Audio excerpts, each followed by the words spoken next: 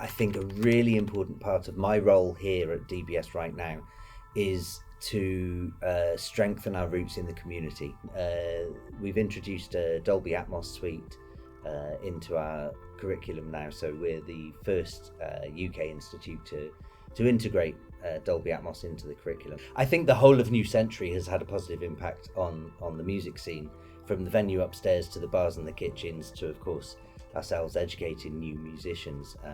And you know, part of the ethos is for one to feed the other.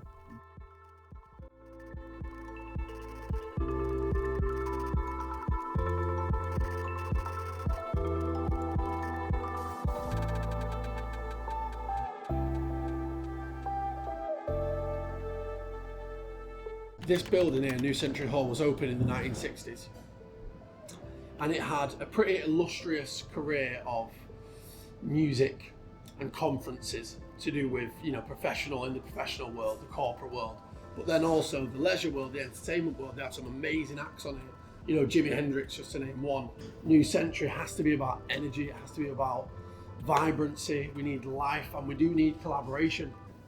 Yes, food's at the heart of it because that's what brings everyone together, but the music surrounding it all is what really encapsulates it, and that's what's really going to give us a unique way to keep going and have some longevity in Manchester. So we're trying to just constantly tinker and tailor our offering to make sure that the public, when they come in, can have the best possible time. And I think when you're driven like that, when you're driven to be a place which puts the customer at the forefront and wants the customer to have the best experience possible, then that can be a really, really positive thing.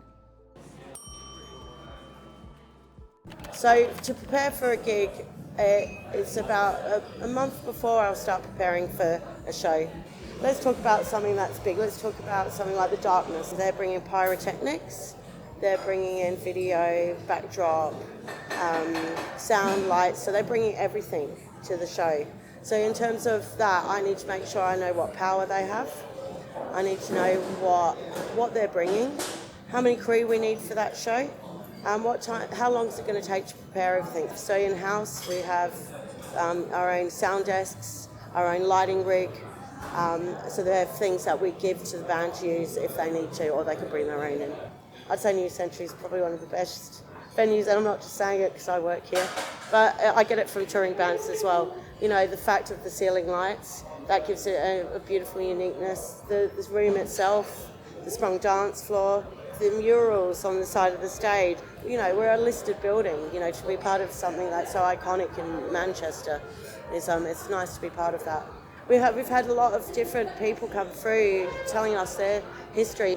You know, I'm glad that we can now relive that history and put more history into the space. I'm proud to work here. You know, that's enough. So New Century is part of a cluster of buildings that the Co-op built to celebrate their 100th year, and they went far and wide to find the right person to build it. They went all the way to America. When it was built, it was like nothing else in this country, let alone the north of England, and that's why we had all these towers suddenly appearing out of nowhere. There were no other towers like it in this part of the world. And the design of this space is really interesting because it's not trendy.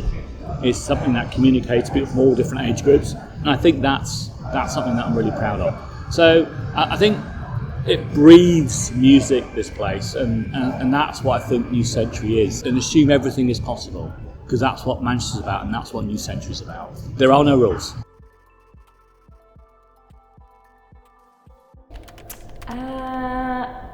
I love everything about working here, if I'm honest. I love the people. Like, I feel like I've got like a really dysfunctional family here, which I really love. I just love the venue itself. I always feel quite proud to show people. I always feel like I'm cool because I work here and I quite enjoy it. Communication is a massive thing, I think.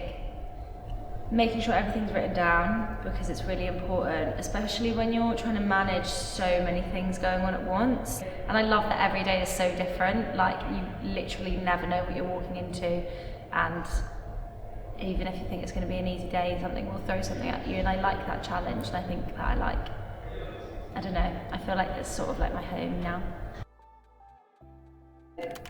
I suppose that my role should be pretty set in the fact of like you just come in, you do this and that's it. But because of the kind of venue this is and because it's independent and it's the only venue that our company actually has at the moment, there's a whole lot of scope for ideas and I'm listened to, and I think hopefully, I'd like to hope that all the other staff are too. Yeah, it's unique because it's got a lot of history behind it, I guess. It's not just a brand new build that's got no life to it, it's got loads of history in the past. Our stage is full of scratches. We're never going to get that fixed because the scratches that Jimi Hendrix made, so it's great for artists to come in and be like, oh, I'm playing where someone huge played in the past. You've got the longest ashtray in Europe, I believe it was, down the side of the building. Obviously it's not an ashtray anymore, can't smoke inside, but that's got a Guinness World Record somewhere. Then you've got the original sprung dance floor, and the clocks on either side, they are run by a big grandfather clock up in our control room.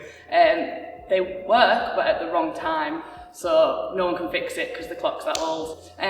So you'll come in, you'll make sure the room's all tidy and set up, and you want to make sure all the green rooms are ready for them and the whole hall's just ready for a load-in. And then during an actual gig, it's a case of basically crowd management. That's the crux of our job really, is that everyone who comes into the building is safe.